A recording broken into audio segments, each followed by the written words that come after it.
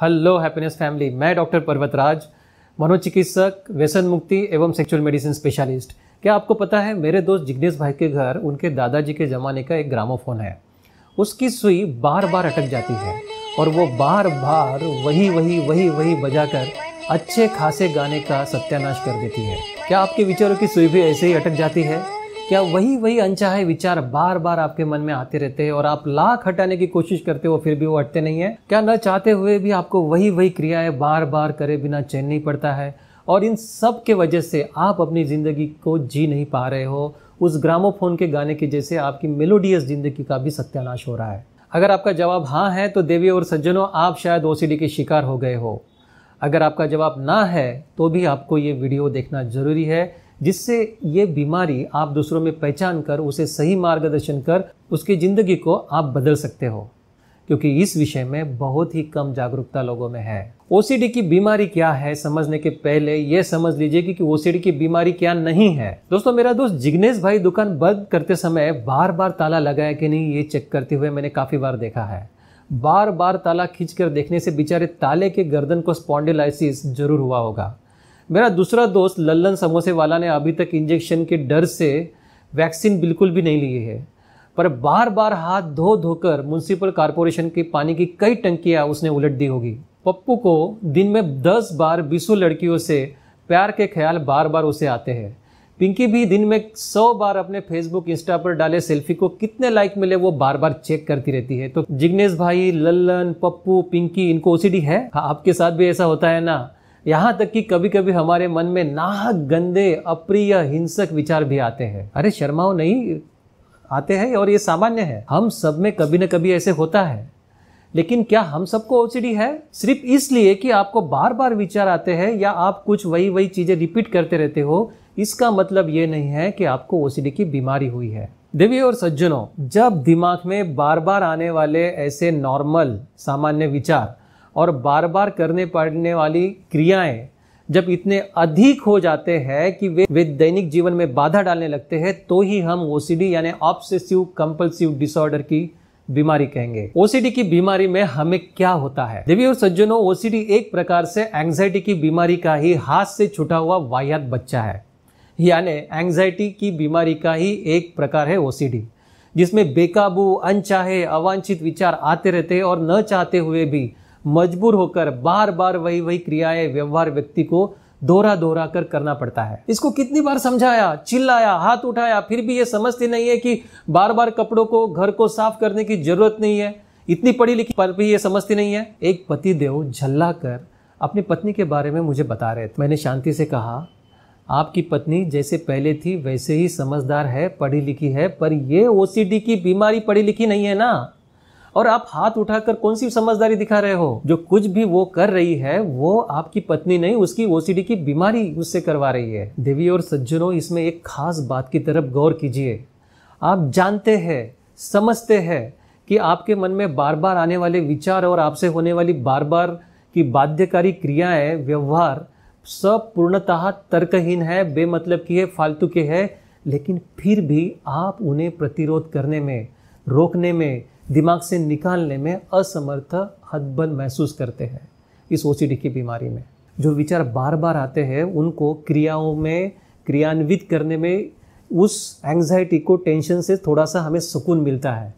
अगर क्रिया में उससे कार्यान्वित नहीं किया तो बहुत टेंशन, बेचैनी, घबराहट बढ़ जाती है जब तक आप उसे करते नहीं हैं। यानी आप जानबूझ के नहीं कर रहे हो, लेकिन ये माया जाल यहाँ ही खत्म नहीं होता। विचार फिर से स्ट्रांग बनकर लौट आता है और आप फिर से न चाहते हुए भी क्रियाओं को दोहराने लगते हो।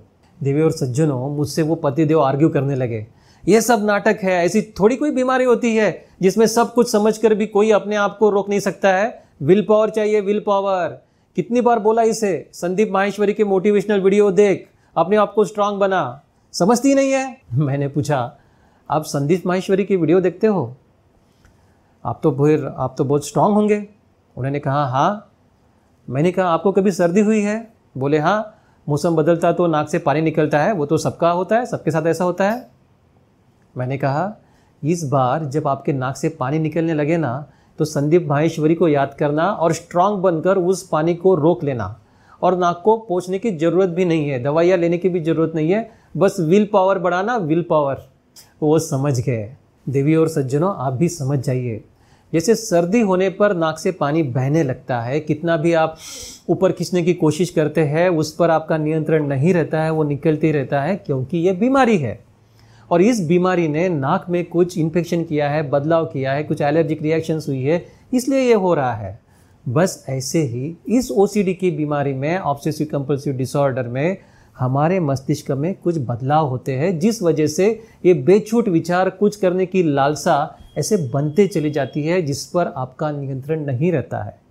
ना ही आप जानबूझकर इसे करते हो, ना ही ये किसी विल पावर से या संदीप माहेश्वरी के किसी मोटिवेशन से ठीक होने वाला है। ये बीमारी है और इसका इलाज जरूरी है।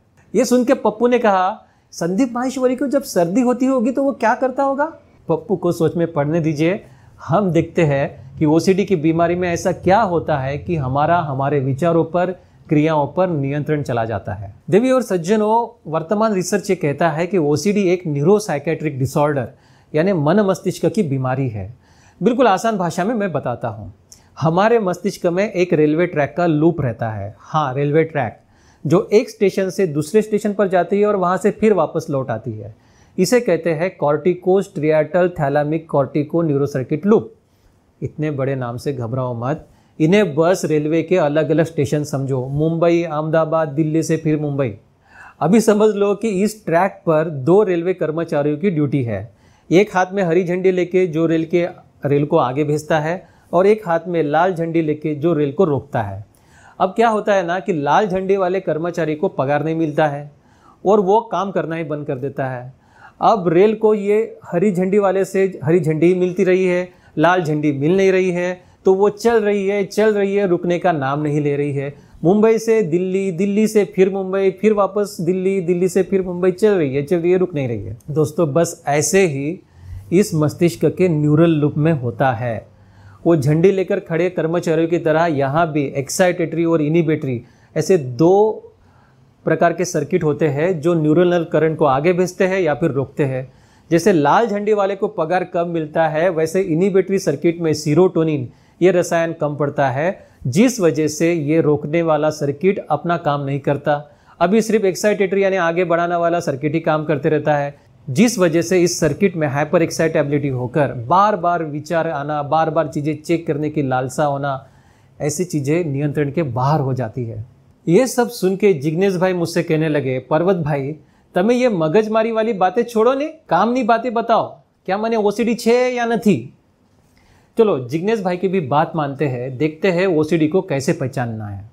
यदि जो बार बार विचार आ रहे हैं और बार बार जो आपसे व्यवहार होते जा रहे हैं, इसके कारण आपको ज़बरदस्त मानसिक परेशानी हो रही है, ये विचार क्रियाएं निरंतर आकर कम से कम दिन का 1 घंटा या फिर ज़्यादा आपका वेस्ट हो रहा है, और इनके वजह से आपके दैनिक क्रियाकलापों में और रिश्ते नातों संबंधों में समस्याएं आ रही है, तो समझिए कि आपको ये बीमारी है और आपको ट्रीटमेंट की ज़रूरत है। ओसीडी में सामान्यतः जिस बारे में बार बार विचार मन में आते हैं वो है कीटाणु या गंदगी से दूषित होने का या दूसरों से दूषित होने का डर। बार बार हमें लगता है कि मेरे हाथ गंदे हो गए हैं और बार बार हाथ धोने लगते हैं। मेरी एक पेशेंट जितनी बार टॉयलेट जाती है उतनी बार वो नहाती है, दूसरे घर वालों को भी वही करवाने को बोलती है, जिससे घर वाले पूरे परेशान हो गए हैं। खुद पर नियंत्रण खोने या फिर खुद को या दूसरे को नुकसान पहुंचाने का डर। ड्राइविंग करते समय ऐसा मन में ख्याल आता है कि मेरा नियंत्रण खो जाएगा, एक्सीडेंट हो जाएगा। ऐसा मन में ख्याल आता है कि सामने वाला जो वाहन है वो मेरे ऊपर आके धड़केगा, और हम ड्राइविंग सही तरीके से कर नहीं पाते हैं। सेक्स संबंधित या हिंसक विचार और चित्र दिमाग में बार बार आते हैं, और ये विचार अगर नज़दीकी रिश्तेदारों के साथ है, भगवान के बारे में है, तो बहुत बड़ी गिल्ट फीलिंग आती है, अपराधी बोध की भावना आती है कि क्या मैं इतना गंदा हूँ। धार्मिक या नैतिक विचारों पर अत्यधिक ध्यान केंद्रित हो जाता है। उनको लगता है कि मंत्र जाप करना चाहिए, ये पूजाएं करना चाहिए, उपवास का पालन करना चाहिए, अगर कर्म कांडों का पालन नहीं किया तो भगवान पाप देगा, और बहुत टेंशन और एंग्जाइटी हो जाती है। चीज़ों का खोने का डर या फिर समय पर ज़रूरत का सामान ना मिलने का डर। तो इस वजह से लोग उदाहरणार्थ बार बार पैसे गिन के रखते हैं, बार बार ताला लगा कि नहीं, ऐसे सोचते हैं, चीज़ों को जमा करके रखते हैं, चीज़ों को सही जगह पर ही होना चाहिए, ऐसे इंसिस्ट करते हैं। सभी चीज़ें सही क्रम में, सिमेट्री या फिर नीट एंड क्लीन, परफेक्ट, सही होनी चाहिए, ऐसा लगना। बार बार घर को ऑर्गेनाइज करना, बार बार घर को क्लीन करना, चीज़ें वहीं के वहीं रहनी चाहिए, बाकी घर वाले परेशान हो जाते हैं ऐसे बिहेवियर के वजह से। अंधविश्वास, शुभ या अशुभ माने जाने वाली किसी चीज़ पर अत्यधिक ध्यान देना और अत्यधिक उसका पालन करना, जिस वजह से अपनी रोज़मर्रा की ज़िंदगी डिस्टर्ब हो जाती है। देवी और सज्जनों, ओसीडी में जो सामान्यतः बार बार क्रियाएं लोग रिपीट करते हैं वो है ताले, उपकरण और स्विच जैसी चीज़ों की अत्यधिक डबल चेकिंग करना, यह सुनिश्चित करने के लिए कि आप सुरक्षित हैं। अपने प्रियजनों को बार बार फ़ोन करके वो सुरक्षित है कि नहीं इसकी जांच करना। बेटा अगर बाहर पढ़ने गया तो बार बार उसे फ़ोन करना, सही तो हो, सब कुछ सही तो चल रहा है। बार बार गिनती करना, मंत्रों का जाप करना, कुछ फालतू शब्दों को दोहराना जिसका कोई मतलब नहीं है। उन्हें ऐसे लगता है कि उससे उनकी जो एंग्जाइटी है, टेंशन है, वो कम हो जाता है।